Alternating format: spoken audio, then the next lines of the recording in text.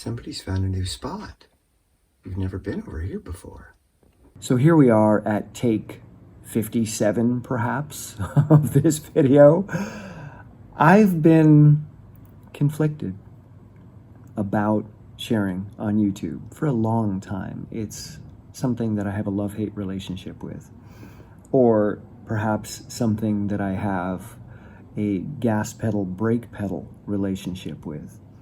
And sometimes I'm all brake pedal and other times I'm all gas pedal. And it's important that I reflect on what effect that has on me as a human being, as an individual, not simply as a YouTuber.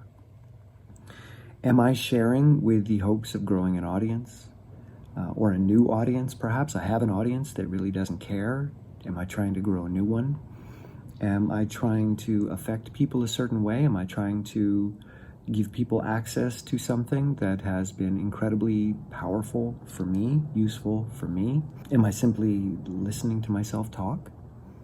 And as I wrangle with all of these questions and concerns, one thing that has become clear, which is why I'm making this video today, is that if I'm doing this for some external reason, if I'm trying to impress others or improve others, it's not going to be authentic. It's not going to come from me. So ultimately, the only way that I can do something that I feel has value for others and myself at the same time is to discover what I know in the midst of conversation, to unpack my thoughts and unpack my beliefs and put them into different contexts that I normally wouldn't consider them in, to use different lenses to analyze them, to see them, and then share that with whoever's listening, whoever's watching. And the way that I want to go about doing that is simply to share the observations that I have going through my day.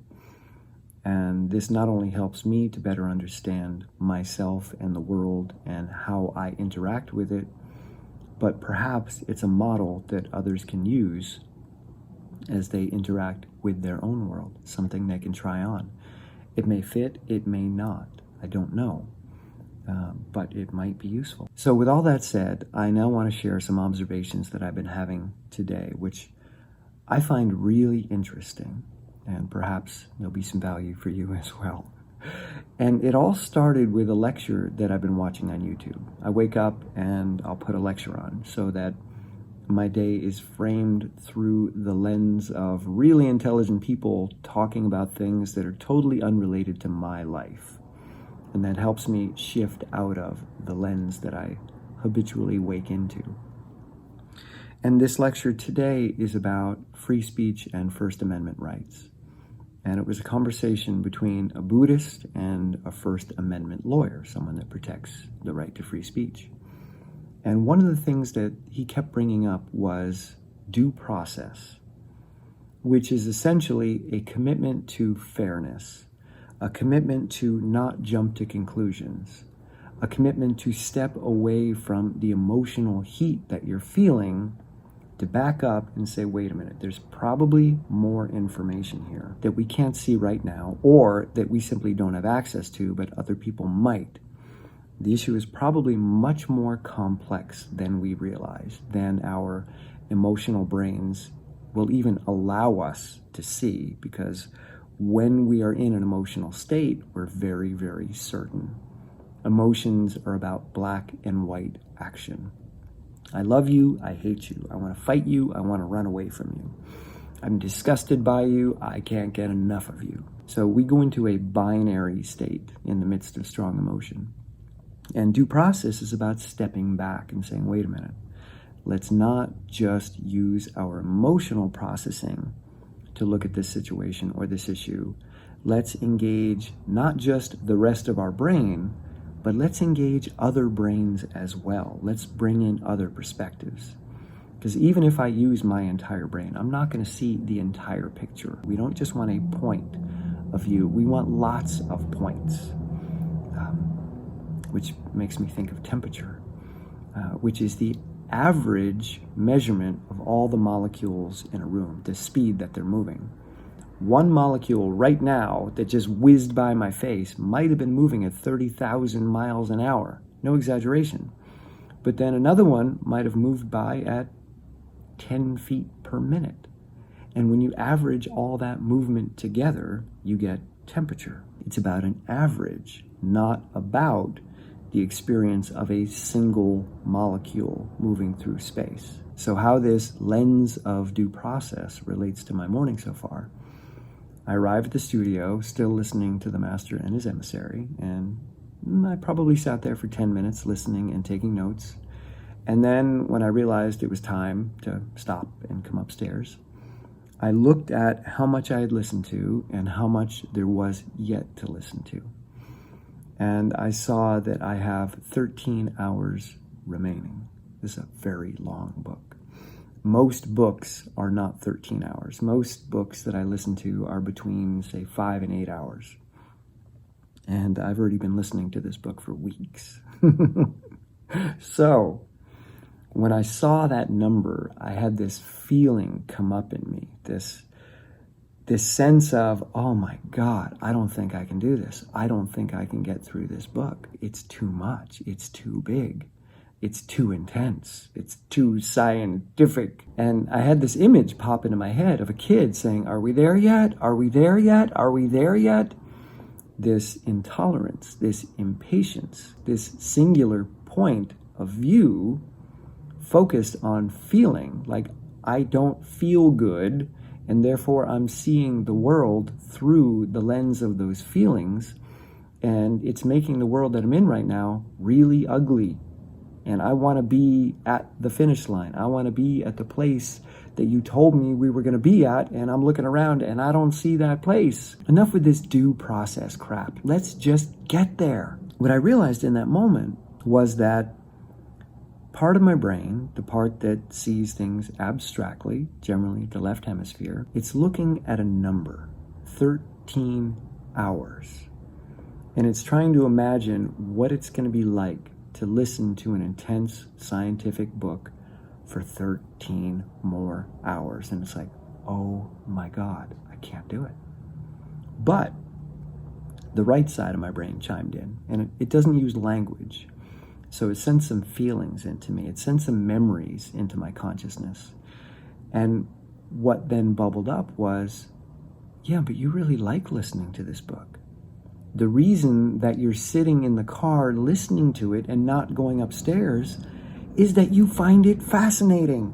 You love it. This information lights you up.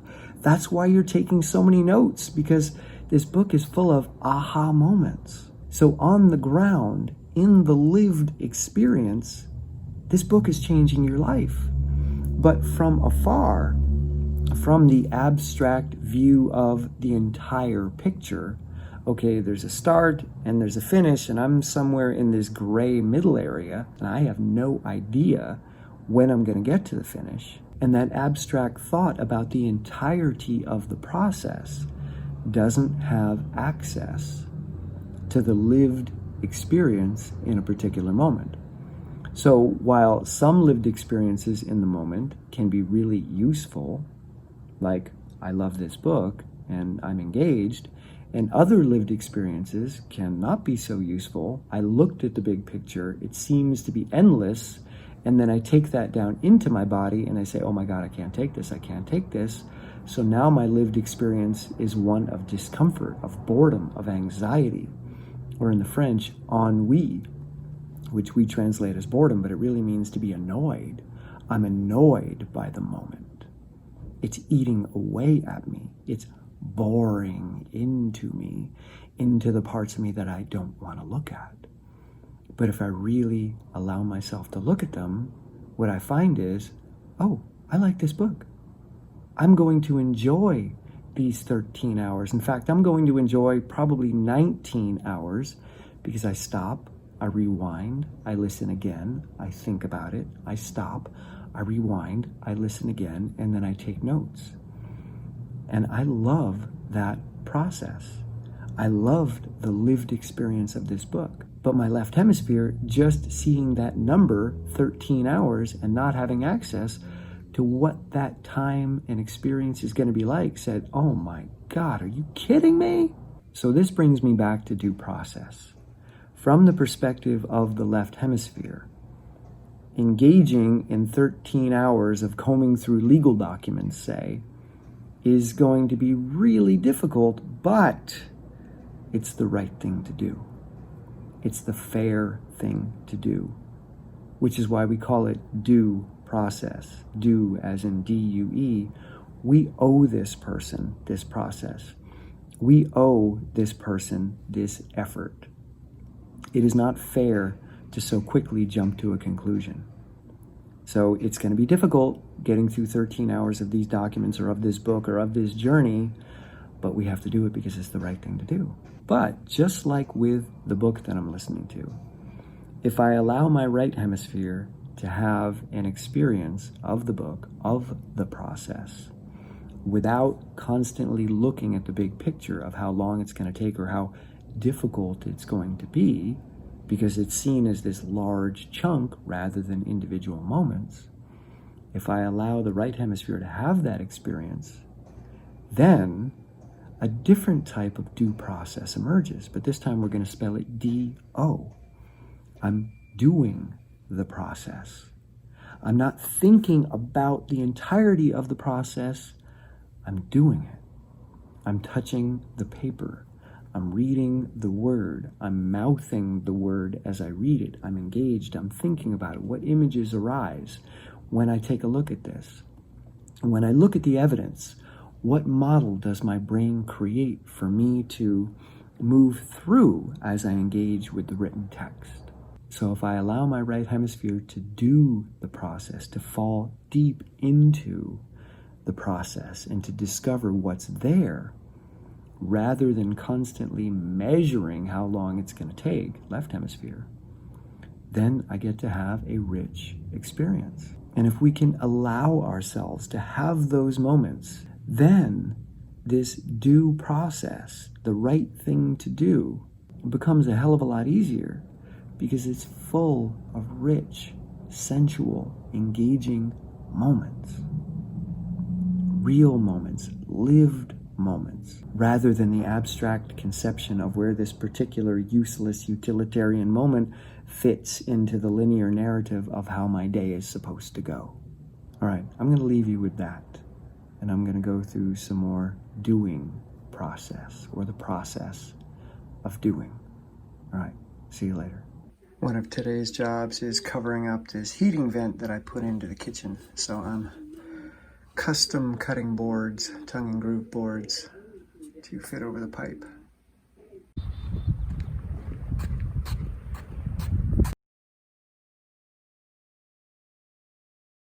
So right here is one of my favorite fall trees in Vermont. It's called a tamarack. Now, pretty much all the other trees are done. They've lost their leaves, but the tamarack is still holding on and will do so until late November. One of the unique things about these trees is that they're a conifer, like a pine or a spruce or a hemlock or a fir, but they're not an evergreen. They're deciduous. They lose their needles every fall. And I think they're one of the most beautiful fall trees that we have here. Seriously? As if the taste of Clamato wasn't bad enough?